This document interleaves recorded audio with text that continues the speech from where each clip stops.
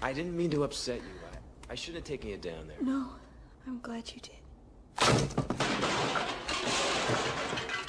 Steele. Well, what's wrong with this picture?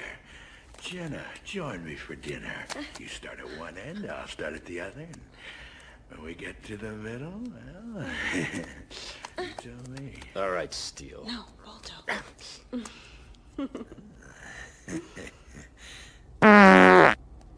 Gee, Steele.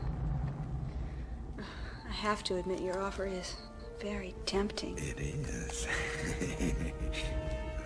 But these days I prefer my meat cooked. Come on, let's go! What's all the noise? I think it's over here. Jenna, come on.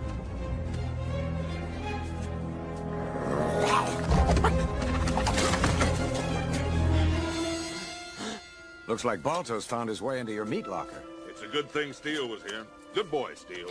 You've earned these. Besides, I can't do anything with them after that wild animal's touched them. Go on, get out of here, you thief! Come on, Jenna, let's go home.